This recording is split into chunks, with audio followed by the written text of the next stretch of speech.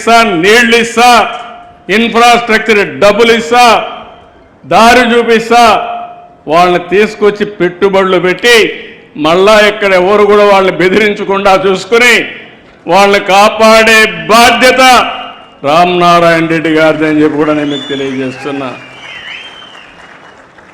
మీరు ఆ పని చేస్తే వీళ్ళు మీకు ఓట్లేస్తారు. అట్లా కాకుండా మీరు కానీ ఇవన్నీ చేయకపోతే మనం ఓట్లు అడిగే అధికారం కూడా ఉండదని చెప్పి కూడా నేను మీకు తెలియజేస్తున్నా. అందుకే ఏదైతే నేను చెప్పింది ప్లగ్ అండ్ ప్లే కోసం దగ్గర ఒక్కొక్క పార్క్కి 10 కోట్లు 15 కోట్లు ఇస్తాం. చిన్న చిన్న పార్కులు కూడా పెడుతున్నాం.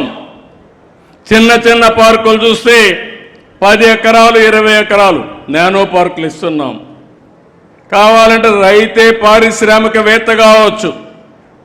రోడ్డు పైన మీ భూమి ఉంటే 40 ఎకరాలు, ఇంకొక 50 ఎకరాలు మీరు తీసుకోండి. మీ 2-3 కలిసి ఒక ప్రైవేట్ పార్కు పెట్టండి.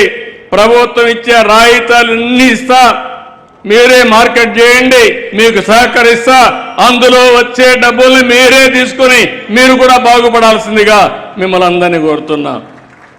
రైతుల్ని పారిశ్రామికవేత్తలు చేయాలని, రైతుల్ని ఈ పార్కులు పెట్టే యజమానులుగా, మీ భూమి మీది.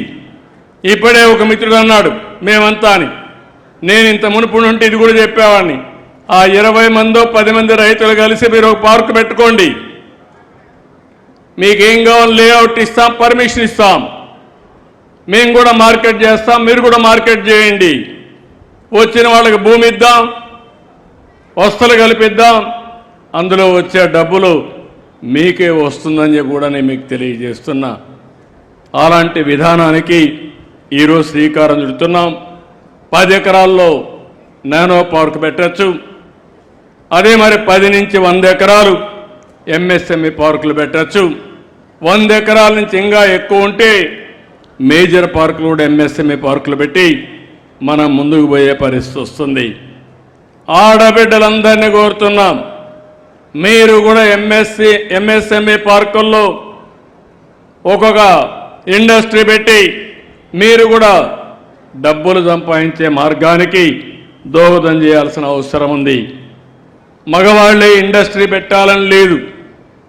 బాగా చదువుకున్నారు, ముందుకు రండి. ముందుకొచ్చి మీరు కూడా చేయగలిగితే అన్ని విధాలా మీకు కూడా సహకరిస్తామని చెప్పి నేను మీకు తెలియజేస్తున్నాను. ఇక్కడ మీరు గుర్తుపెట్టుకోవాల్సింది, నా ఆలోచన ఒకటి, అమరావతి రావాలి.